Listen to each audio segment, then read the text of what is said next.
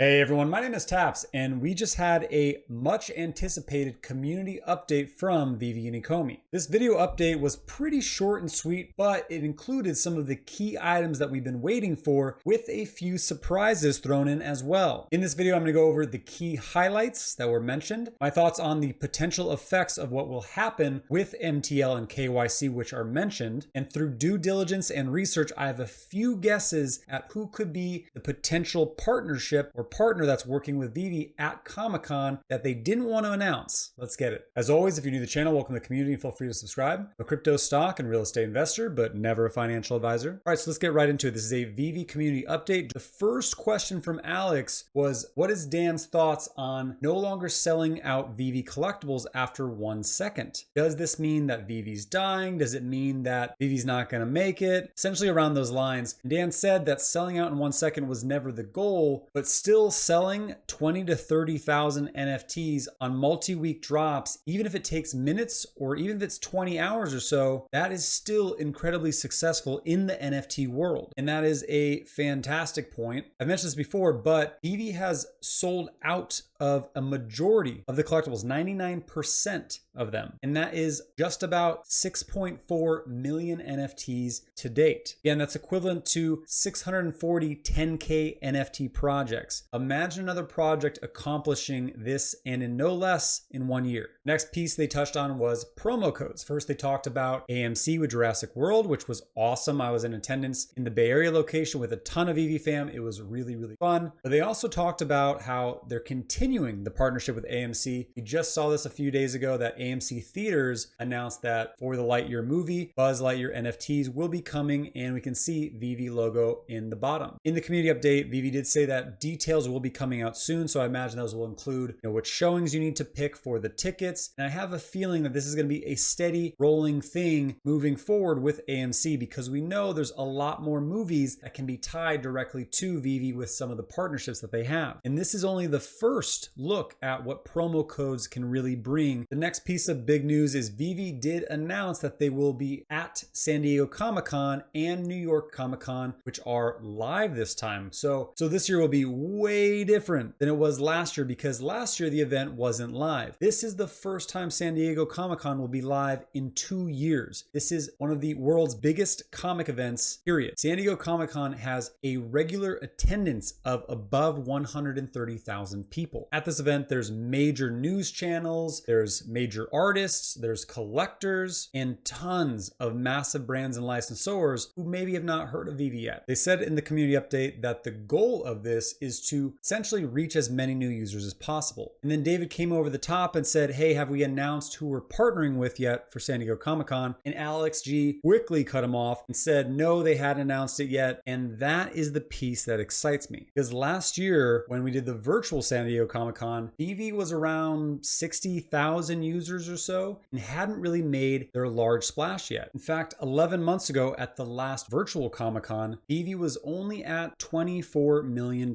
in sales. Now, fast forward 1 year later, and Veve is now at $224 million in sales and have major brand partnerships. So they have a lot more weight now. So I started researching, and I have 3 ideas of what area these partners could be and who they may be. It could be the most obvious one: Disney, Pixar, Marvel Studios, Lucasfilm, DC. We all know that they're going to be there. And this may not sound so exciting to most of us because we've already seen so much of this brand. However, if you're new to Veve, what type of collectible do you think you're going to want to collect first? It's going to be from one of these major brands and Comic-Con, Marvel, DC. It would make sense if they partnered with one of these major brands at the event, because they could reel in a lot more users if they did so, especially since at the time of this event, our collectibles are back to affordable prices again. The next area of who could be partnering with them at San Diego Comic-Con is a major toy brand. They've alluded to this with the promo codes that they're working with toy manufacturers. Now, which toy manufacturers go to San Diego Comic-Con? Well, you can see that Mattel does, McFarlane Toys, and tons of other toy brands. But if it's going to be a major partner, I imagine it would be either Funko Pop and or Lego. Now, If you're curious why I think Lego, I'm not going to go all into it again because I've already done an entire video around how exciting promo codes are and why I think Lego is a potential partnership around the toy brand side that they already could be in talks with or have a sealed partnership with that we have not yet seen. If you didn't have a chance to watch that, you can click the link above and or recap on why I think Lego is a possibility and understand why they are the GOAT of all toy licensors in the world. But let's talk about Funko Pop. Funko Pop already partners with all of our favorite brands, but they also made a recent acquisition. I actually retweeted this and let everyone know that Mondo, which is one of the licensors we already have collectibles in Veve, was acquired by Funko. I tweeted this out and tagged Veve and said, does this mean my Mondo posters are now Funko IP? I was hoping to fish out some kind of partnership inklings, but I got crickets. So this could be a potential opportunity for them working with Funko. Now, the last potential partnership area of who could be working with them at San Diego Comic-Con is kind of a long shot. But let's talk about a company called IMG. San Diego Comic-Con made a major announcement just 2 months ago about how they've appointed IMG as their first ever exclusive licensing representative. And IMG is the world's largest licensing agency. Essentially, they take a brand, expand its reach across the globe through partnerships and networks and influence, and the brand absolutely explodes. This is a really simplified version of what they do. The amount of brands they work with and licensors and reach that they have across the globe is countless. See here, extending brands to engage consumers and create value. Thinking of us as your extended team to leverage the power of brand licensing from strategy to business development and ongoing program management. We provide a comprehensive full service solution to all parts of the brand licensing journey. The reason I think this may be the potential partner is because I think back to the reason they had that call with Gary Vee back in early 2021. I feel like they potentially were talking with VaynerMedia around just this, right? Expanding their brand, getting influence. And it sounds like they probably turned down VaynerMedia back then, which makes sense because they most likely didn't have capital investment that they now have or the exposure. So now they have made a massive amount of money in a short period of time and have the ability to really expand their reach. This now makes sense. The other reason is because Reese, David, Alcon have all referred to Veve as a brand and one that they believe will be a household name someday. How do you make that happen quickly and efficiently? Partnering with the world's largest licensing agency, again, sounds like that could be a possibility. Of the three, I would say that the other two, either a toy manufacturer as a partner or Marvel, Disney, DC, would make more sense, but just trying to make sure that we address all options because, again, them announcing this partnership with San Diego Comic-Con just 2 months ago, it just feels like there's some alignment there. Back to the community updates. So it sounds like WebVersion is having its final update that is coming in around a week. And then shortly after that, the WebVersion will be released to all. So in terms of timelines, this one in particular sounds like it's going to be delivered on time at the end of Q2, so this month. Now, let's talk about KYC and MTL. This one was a surprise, to be honest. So let's address KYC. They said KYC will be required in order to participate in drops and the market once you've been approved for KYC. Before we address that piece, in terms of timelines, they said it'll be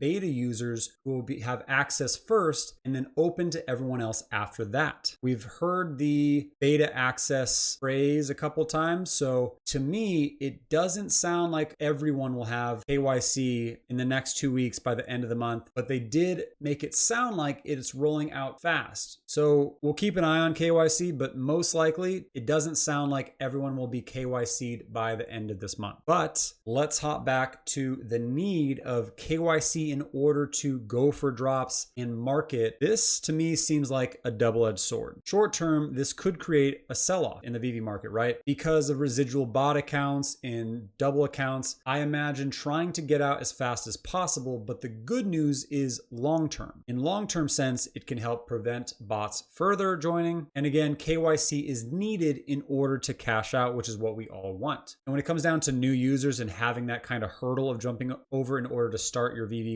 app, well, all new users will kind of see this as a quick 5-minute thing in order to get on and start trading and collecting. So long term, it really becomes a non-issue in terms of usability. I personally see this as an opportunity because if we do see that sell-off with KYC and MTL, I get to scoop up cheaper collectibles when they're even more down, which happens to be right before San Diego Comic-Con if everything aligns. Now, on to the piece that everyone's been dying for, MTL, money transfer license, the ability to cash out of the Veve app. Veve said all KYC beta users, so roughly 1,000 to 2,000, will be invited to participate in the ability to cash out. However, when asked, they didn't directly say all users will have access by the end of June. My guess is not everyone will. How it sounds is it could be a few weeks after the end of June. Not what most people want to hear, and I get it. So I would keep an eye out on Twitter when you see people showing or saying on Twitter, I actually have beta access, I can now cash out, because that makes it real, right? We actually know some people who have the ability to cash out. And we know that shortly after that, everyone else will as well. We got insane good news following this. News that we didn't expect. You won't just be able to cash out into fiat. You'll be able to cash out into USDT, Bitcoin, Ethereum, and other crypto. They said 5 options currently, and that list will grow. So if you're sitting on 100,000 gems that you've just been waiting to cash out on, which we can see there's 123,865,367 estimated gems in the app right now, you'll be able to take that money out. So again, if you have $100,000 worth of gems in the app, you could take that out once MTL is here and then scoop up around 4 Bitcoin at current prices, or throw it into USDT and scoop up 80 million OMI. Those of you who stacked up insane amount of gems and sold off everything before the fall, I mean, well done. Look at what surprise you just got, because we're in a bear market right now. You can invest all of that money back into crypto at a low. In a weird way, it really worked out for MTL to happen now if you choose to pull that money out into crypto, because you're able to invest it at the bottom in a bear market and not 6 months ago when you had less buying power. The one large question that I have is, how are you going to be able to sell for crypto and get that crypto out of the app? Like, now that WebVersion is happening, are we going to be able to link our MetaMask to the Veve WebVersion, or will you have to sell it into Ethereum that is held in the Veve wallet that is on the app and then sent out of the app to whatever wallet you want to hold it in? Either way, this update is awesome. This definitely helps bridge the gap in the meantime around the fact that we can't sell our NFTs, as many like to quote, for crypto. Our NFTs aren't in the Mutable X marketplace yet, but we will be able to sell them for crypto in the Veve marketplace. So in summary, the main exciting takeaways from this community update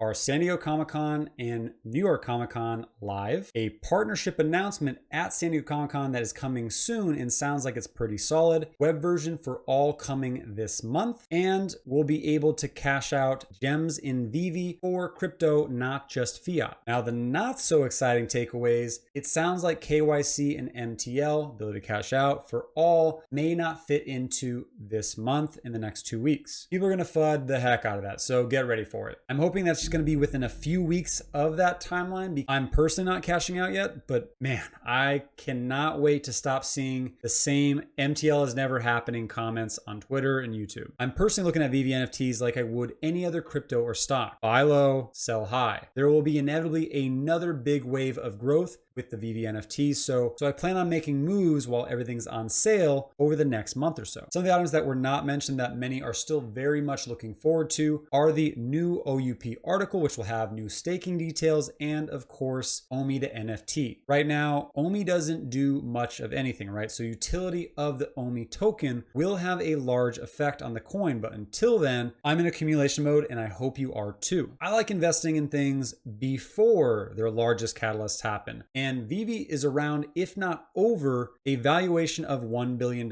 based on their incredible success to date. And they're still building out major partnerships and churning out money even in a bear market cycle. If I'm going to bet on a horse, I'm going to bet on one that's already halfway down the track, well ahead of the rest of the pack. As always, I hope you found my content valuable, and if so, please hit the like button, leave a comment down below. Likes and comments appease the algo overlords and help my channel to continue to grow. If you haven't yet, please hit the subscribe button, notification bell for future content. That's it for today.